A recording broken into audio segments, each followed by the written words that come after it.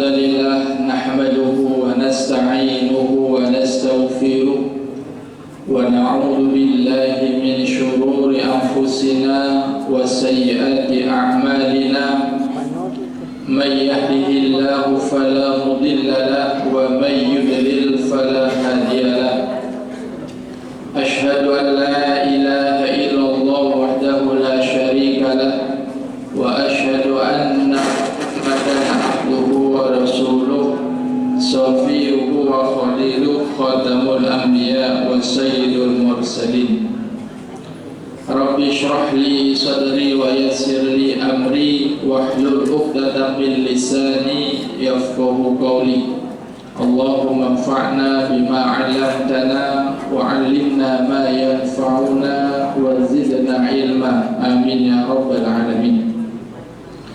Hadirin kaum muslimin wal muslimah jamaah salat maghrib rahimakumullah. Alhamdulillah, segala puji hanya milik Allah. Senantiasa kita sanjung tinggikan atas segala nikmat yang telah Allah berikan kepada kita semuanya. Di antara nikmat yang paling agung yang patut kita syukuri adalah nikmat iman dan nikmat Islam. Karena dengan keimanan inilah insyaallah kita akan mendapatkan janji Allah berupa surganya nanti.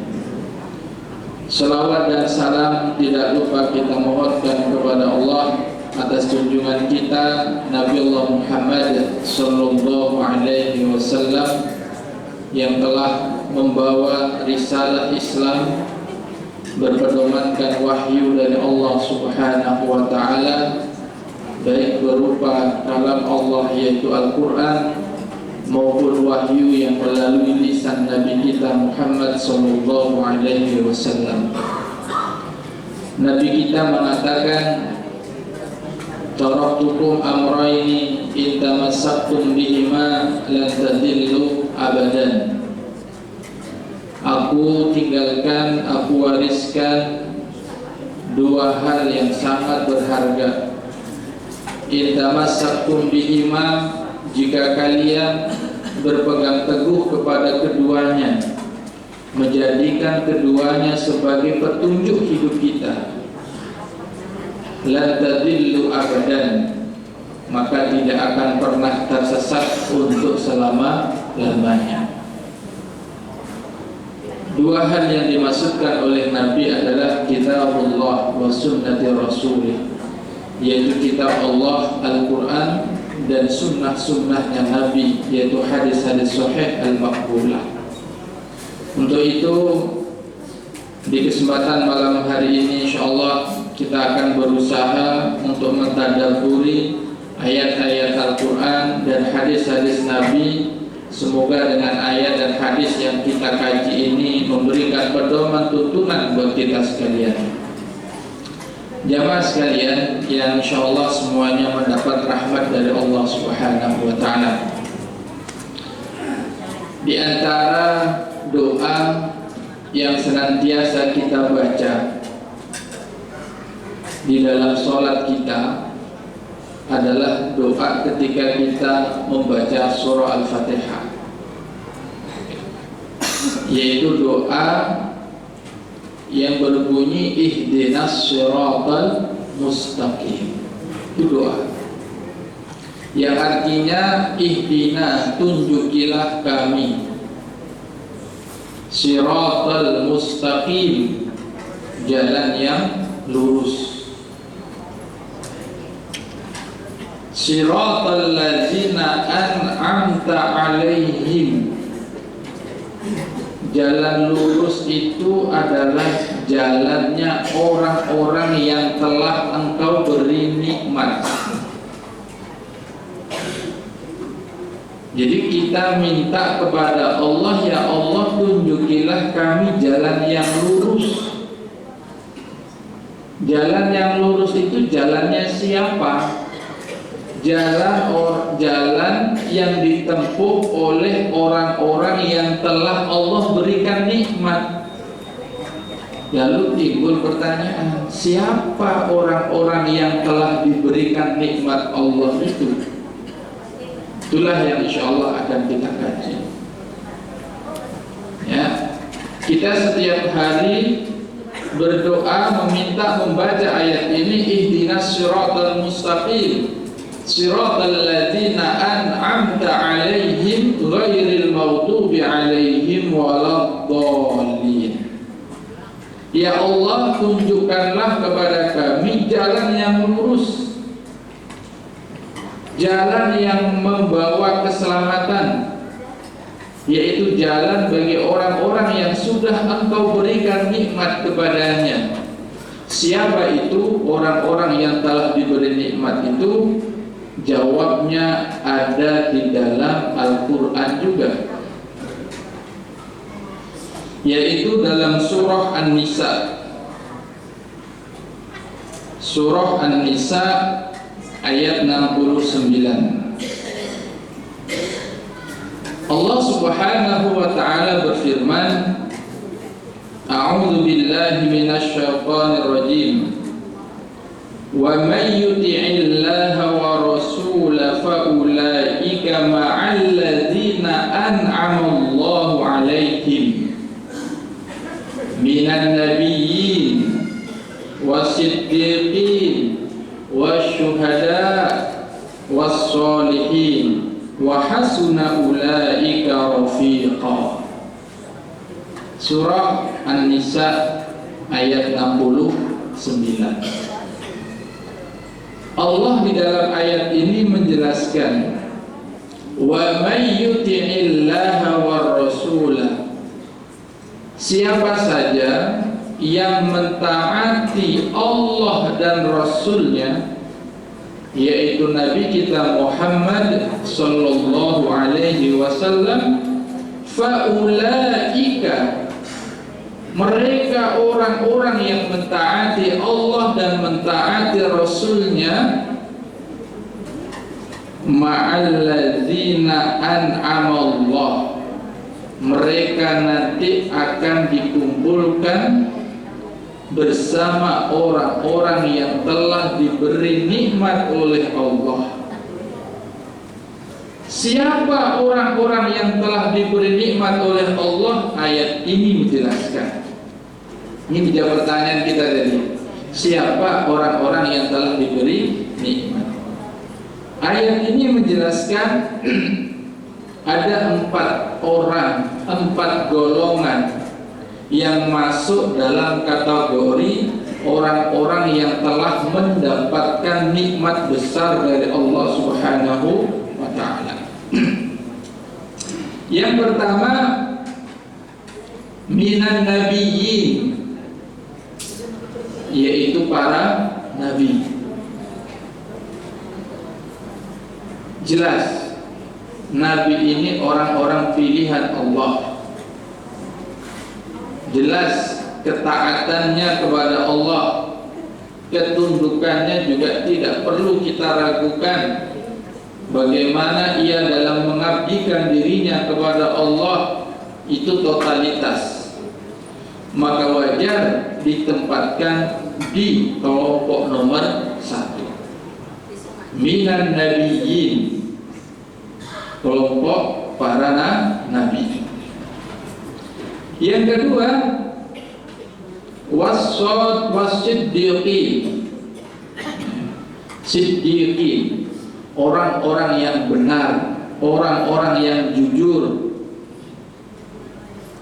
Wasyuhada, orang-orang yang mati syahid. Wassolihin, dan orang-orang soleh pada umumnya. Wa hasuna ulaika rafiqa, mereka 4 golongan tadi itu adalah hasuna rafiqa, teman terbaik. Nanti akan kita jelaskan asbabun nuzul daripada ayat ini. Kenapa ayat ini turun? Ada latar belakang yang melatar belakangi ayat ini turun, yang biasa dikenal dengan asbabun nuzul, sebab turunnya ayat. Banyak riwayat yang menjelaskan tentang asbabun nuzul daripada ayat ini. Di antaranya diceritakan oleh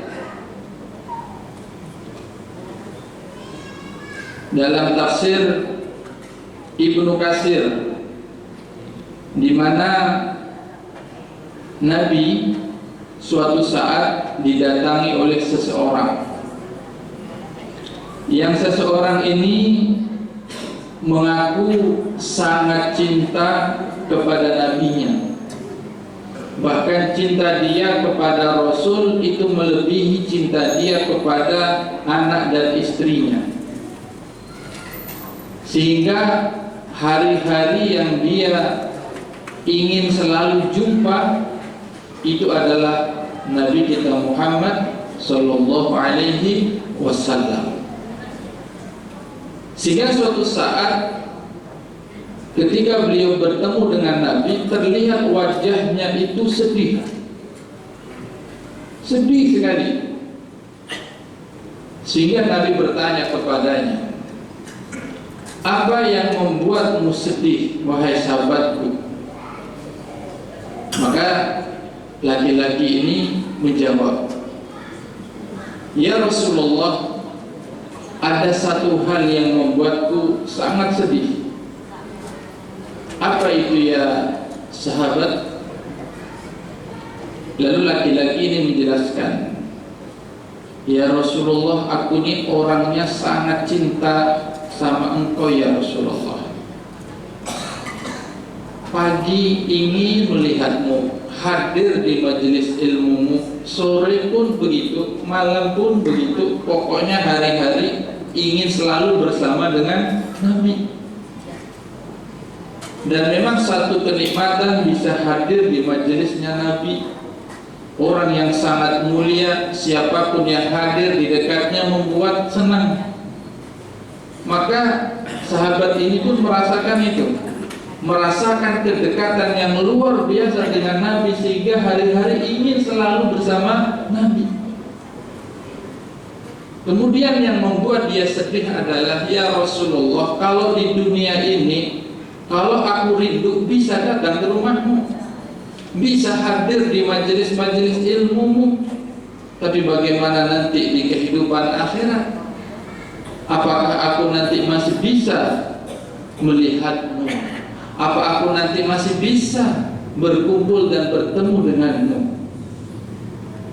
Mendapat pertanyaan itu, Nabi nggak bisa jawab.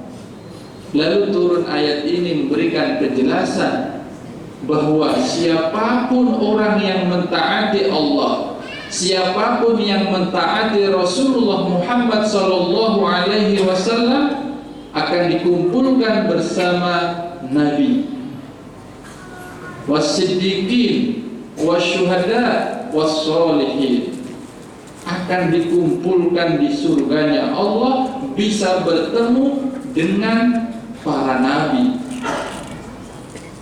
orang-orang siddiq, orang-orang syuhada, dan orang-orang soleh. Nah, jamaah sekalian yang dimuliakan oleh Allah Subhanahu wa ta'ala,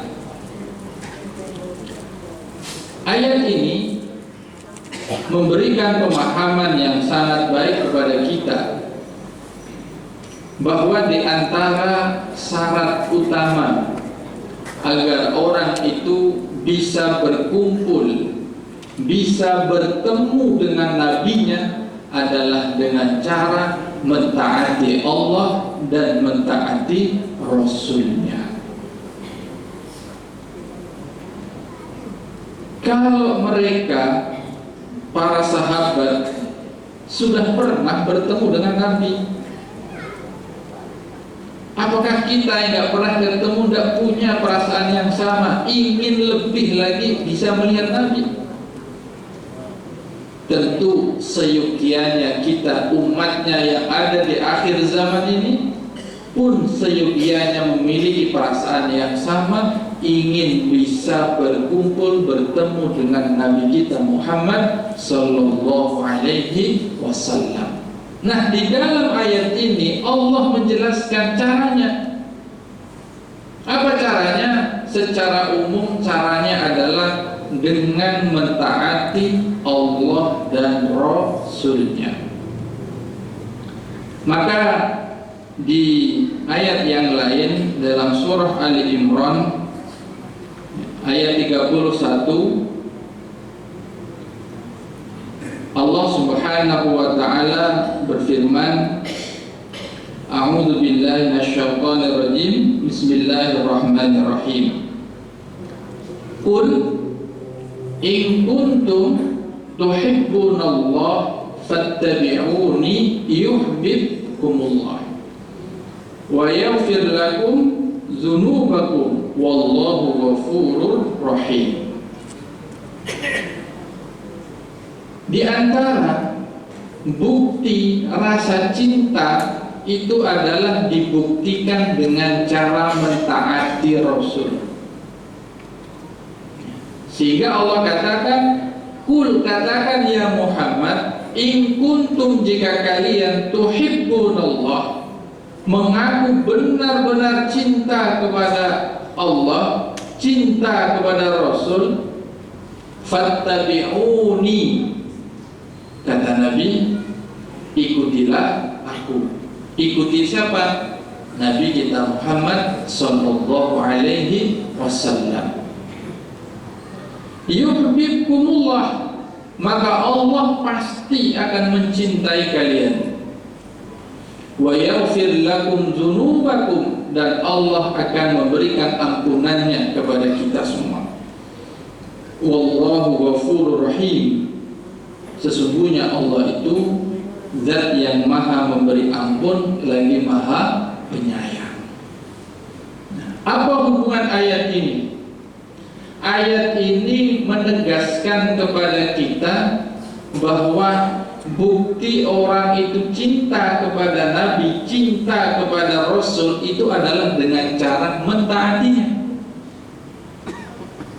Sehingga di ayat tadi Allah Subhanahu wa taala mengatakan, may yuti'illah, barang siapa yang mentaati Allah war Rasul, dan juga mentaati Rasul. Jadi hanya orang-orang yang mentaati Allah, mentaati Rasul lah yang nantinya bisa berkumpul dengan orang-orang yang telah diberikan nikmat oleh Allah, yaitu para nabi, siddiqin, syuhada, wassalihin. Nah, kalau kita baca tafsirnya, apa makna di balik kata wa hasuna ulaika rafiqa? Mereka itu, 4 golongan tadi itu, kata Allah adalah hasuna rafiqa, ya, kelompok atau teman terbaik. Jadi bisa bertemu dengan mereka para nabi, 4 golongan tadi itu adalah terbaik. Bisa berkumpul, bisa melihat dengan nabi, orang yang mati syahid, orang siddiq, dan orang soleh di surga, itu adalah kenikmatan yang luar biasa yang Allah berikan. Nah, makna di situ adalah begini. Jadi orang-orang yang mentaati Allah, mentaati Rasul sebagai bukti bahwa dia benar-benar cinta kepada Allah dan Rasulnya, itu nanti dimasukkan ke dalam surga. Meskipun surganya itu levelnya berbeda, tidak sama. Derajat tertinggi itu sesuai urutan tadi. Surga itu punya tingkatan-tingkatan. Tingkatan tertinggi dihuni oleh para nabi. Di bawahnya itu adalah siddiqin, orang-orang yang siddiq, jujur, benar, jujur keimanannya, jujur lisannya, jujur perbuatannya. Ini tinggi sekali derajatnya. Ya, maka di ayat yang lain itu Allah menyuruh kita menjadi orang yang bertakwa dan wakunu ma'as-shodiqin, dan jadilah kalian bersama orang-orang yang siddiqin. Jadi Allah memerintahkan kita berusahalah sekuat tenaga menjadi orang yang bertakwa dan jadilah kelompok siddiqin. Kalau kelompok Nabi tidak mungkin lagi. La nabiyya wa la rasulah ba'dah, nggak ada lagi Nabi dan Rasul. Kita nggak bisa masuk kelompok Nabi itu, sudah lewat masanya. Nah, kalau mau siddiqin masih bisa, atau syuhada, atau setidak-tidaknya sholihin, menjadi orang-orang yang soleh. Siapa orang soleh itu? Orang yang berbuat baik. Orang dikatakan baik manakala hidupnya tidak jauh-jauh dari petunjuk Quran dan hadis. Atau makna yang lain, orang itu dikatakan soleh baik manakala kebaikannya lebih banyak daripada keburukannya. Orang soleh. Kalau orang itu banyak keburukan daripada kebaikannya, tidak soleh. Itu diantara makna soleh yang ulun baca.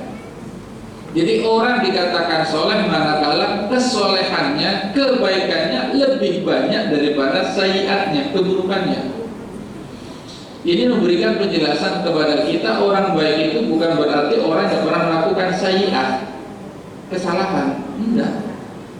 Orang soleh itu juga pernah melakukan kesalahan. Siapa di antara kita yang nggak pernah melakukan kesalahan, dosa? Pasti. Tapi kalau orang soleh, dia sadar ketika dia melakukan kesalahan, perbuatan dosa, dia beristighfar, dia minta ampun. Maka minta ampun, bertaubat, itu ciri orang soleh. Sehingga orang soleh itu ya kadang melakukan kebaikan, kadang pula melakukan kesalahan.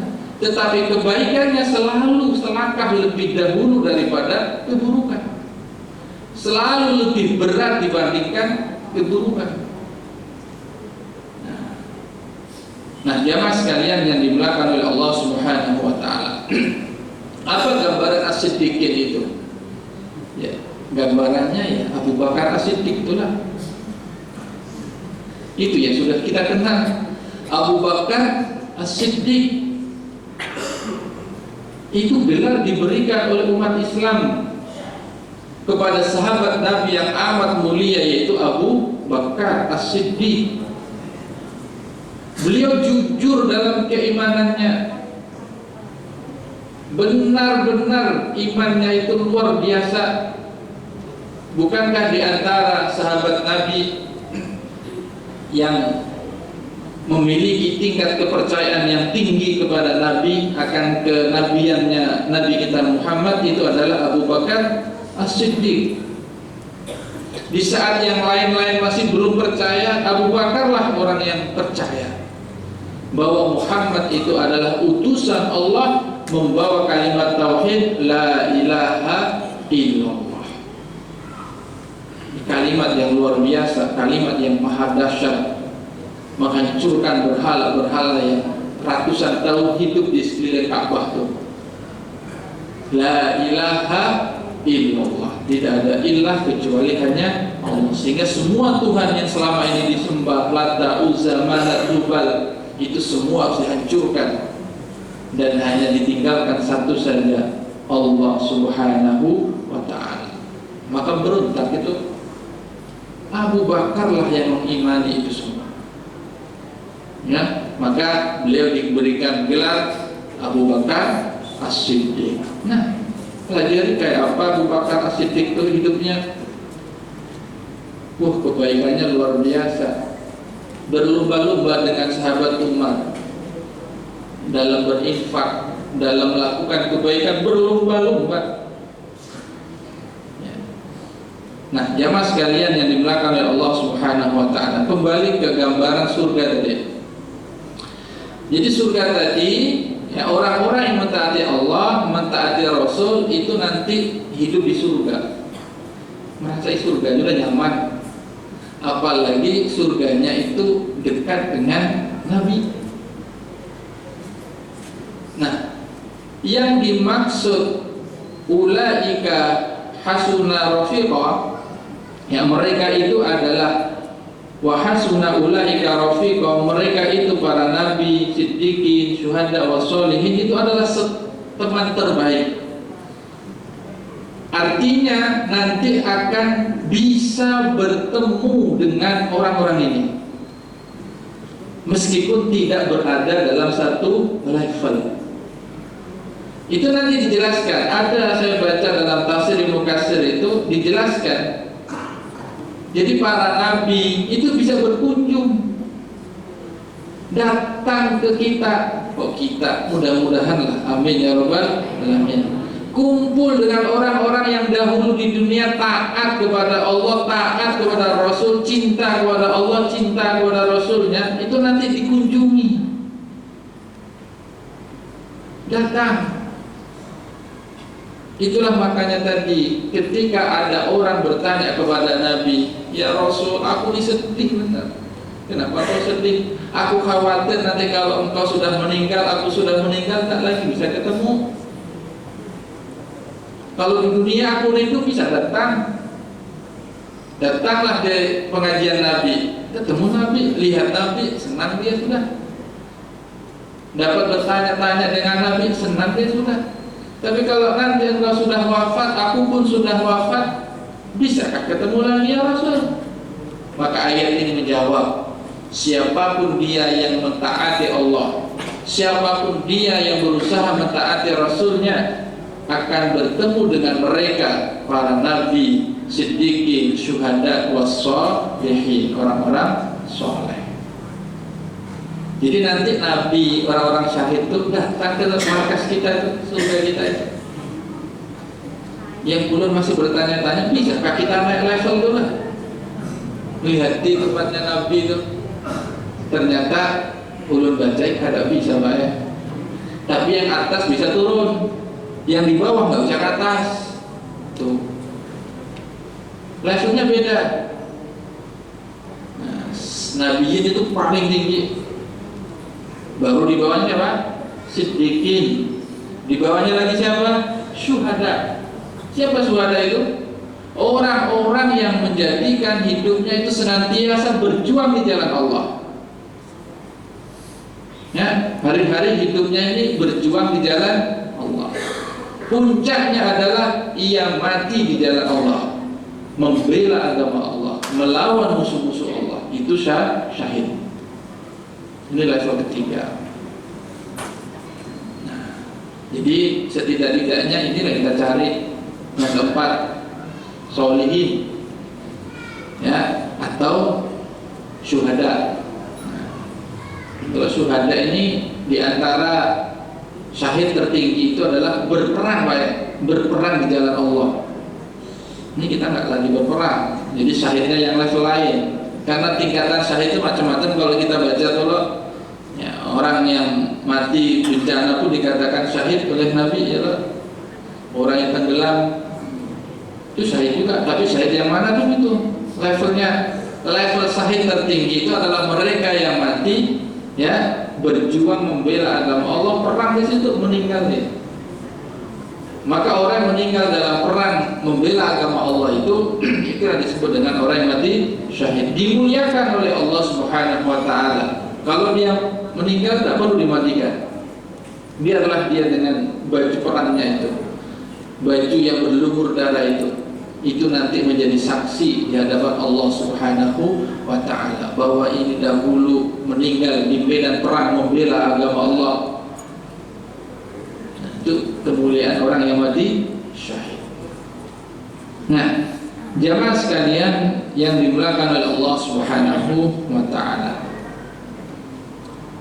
Kemudian di ayat 70 Allah menyebutkan zalikal fadlu minallah wa kafa billahi alima.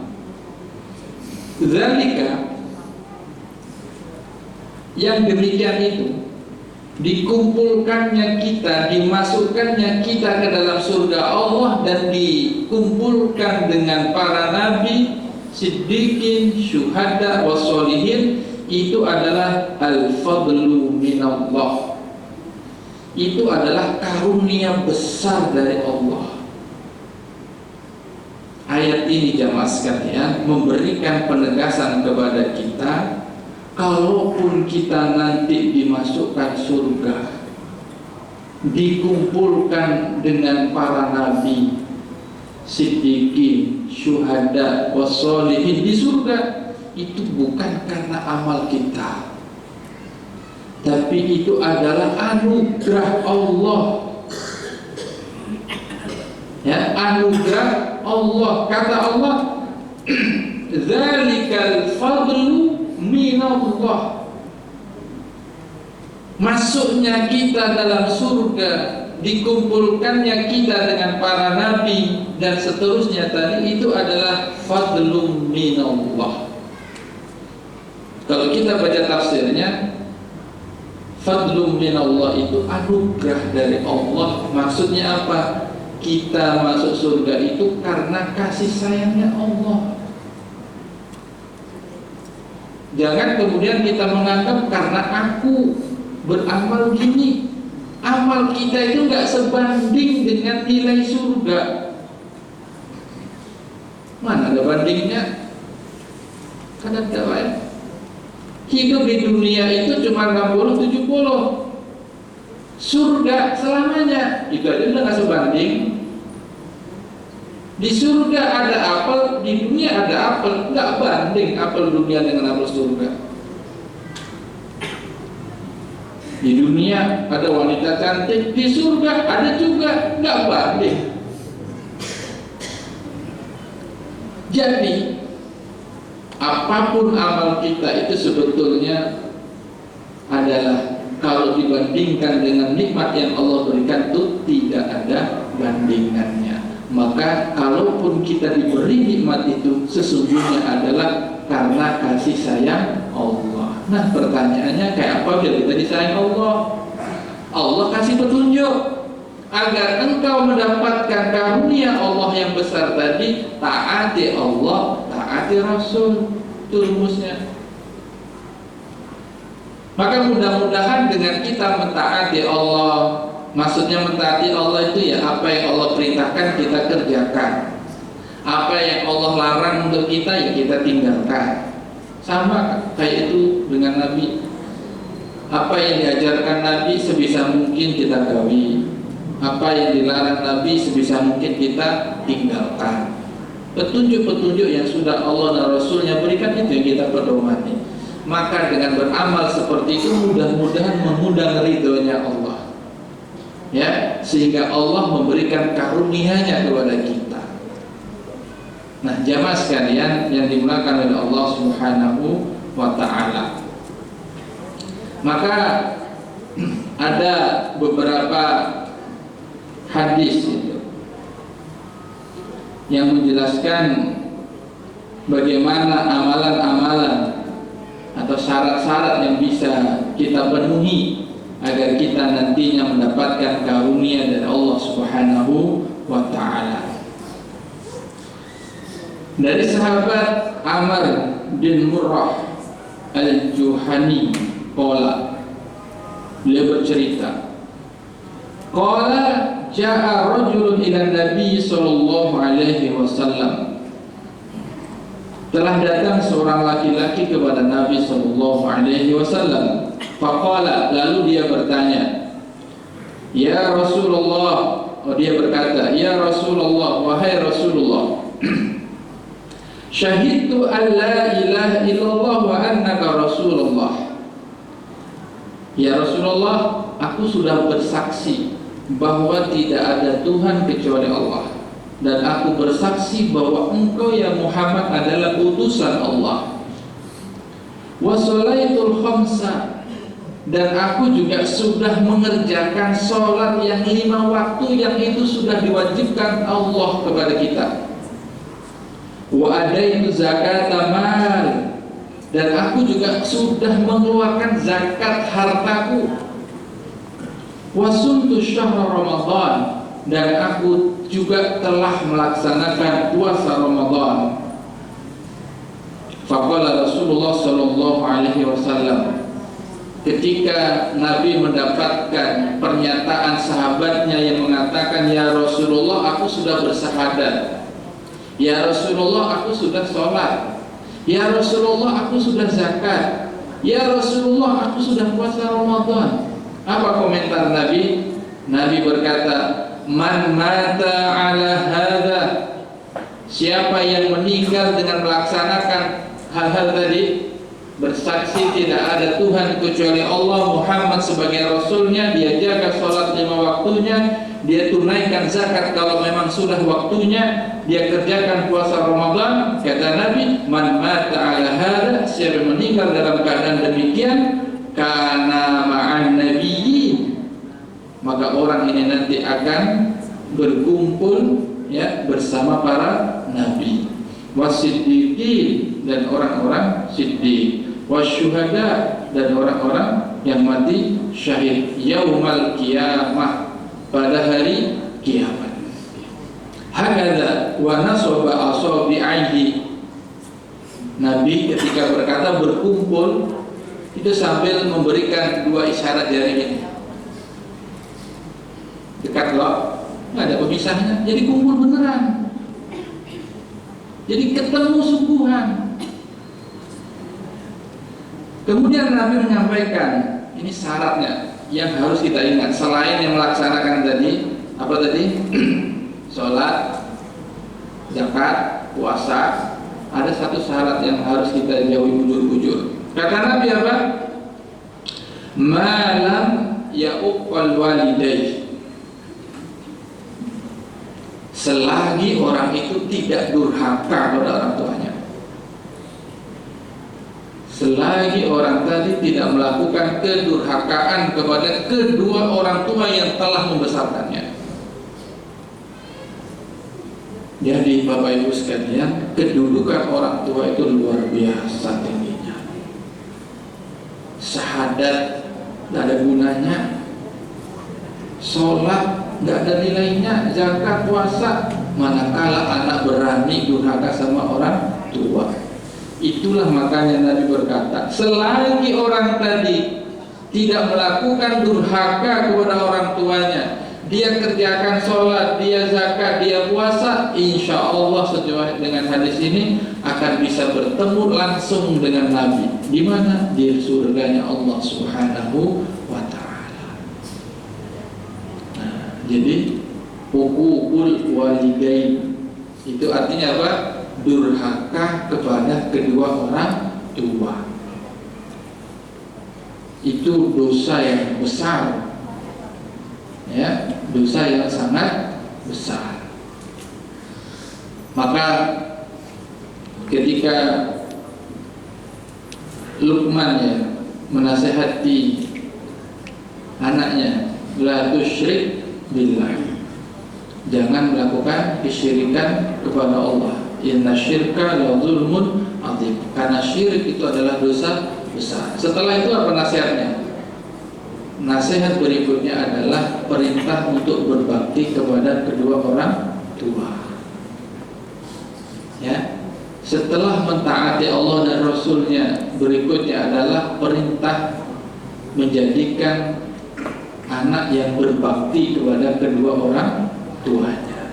Nah, inilah di antara amalan-amalan yang bisa mengundang ridhonya Allah, yang dengan ridha Allah itu nanti kita diberikan karunia, yang di antara bentuk karunia Allah yang paling besar adalah dikumpulkannya kita bersama para nabi, siddiqin, syuhada, wassalihin. Nah, jamaah sekalian yang dimuliakan oleh Allah Subhanahu wa Ta'ala, kemudian masih ada hadis-hadis yang lain. Di antaranya adalah hadis yang menjelaskan bahwa siapa yang melakukan amalan-amalan yang disebutkan oleh Nabi ini, maka kelak dia akan dikumpulkan bersama orang-orang yang telah diberikan nikmat oleh Allah Subhanahu wa ta'ala.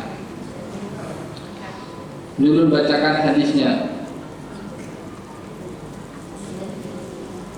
Inna ashabin Nabi sallallahu alaihi wasallam, sesungguhnya sahabat-sahabat Nabi sallallahu alaihi wasallam, beliau berkata, qad alimna anna Nabiy sallallahu alaihi wasallam lahu fadlun ala man amana bihi fi darajatil jannah mimman ittaba'ahu wa saddaqahu wa kaifa lahu idza istama'u fil jannah ay yara ba'dhum ba'dhan. Ini pertanyaan yang tadi sudah saya jelaskan sebetulnya. Para sahabat itu ketika diberikan penjelasan oleh Nabi bahwa nanti masih bisa ketemu dengan Nabi, mereka sadar, ya Nabi, bukankah derajat kita ini beda, level surganya berbeda. Terus kayak apa nanti di surga itu ya Rasulullah? Kemudian fa'anzalallahu fi dzalika, yakni hadhihi ayat, faqala, yakni Rasulullah sallallahu alaihi wasallam, inna a'laina yanhadiruna ila man huwa asfala minhum. Jadi nanti penghuni surga yang lebih tinggi derajatnya itu yang berkunjung turun ke bawah melihati sahabat-sahabatnya. Siapa itu? As-shadiqin tadi, syuhada wa sholihin. Fa yastami'una fi riyadhiha, lalu mereka kumpul nongkrong bareng di surga, ngopi bareng situ, nyaman. Nah, ngopi bareng di surga bersama siapa? Nabi, siddiqin, syuhada, sholihin, kumpul rame-rame di situ. Itu bisa. Dengan cara gimana? Yang di atas turun, bukan yang di bawah naik ke atas. Maka tadi mengatakan, kalau yang di bawah bisa ke atas? Nggak bisa. Yang bisa siapa? Yang di atas turun ke fayadzakaruna ma an'ama Allah 'alaihim wa yathnuna 'alaihi wa yanzilu lahum ahlud darajat fayasma'una 'alaihim bima yastahun wa ma yad'una bihi fa hum fi rawdati yahbarun. Intinya jemaah sekalian yang dimuliakan oleh Allah Subhanahu wa taala, jadilah orang yang mentaati Allah, jadilah orang yang mentaati Rasul, maka yakinlah balasannya nanti bisa dikumpulkan bersama orang-orang yang telah diberi nikmat oleh Allah, yaitu oleh para nabi, siddiqin, syuhada, dan sholihin. Mudah-mudahan kita dimampukan oleh Allah Subhanahu wa taala menjadi orang-orang kelompok seperti doa kita. Ihdinas siratal mustaqim, siratal ladzina an'amta 'alaihim ghairil maghdubi 'alaihim waladdallin. Amin. Subhanakallahumma bihamdika asyhadu an la ilaha illa anta astaghfiruka wa atubu ilaik. Assalamualaikum warahmatullahi wabarakatuh.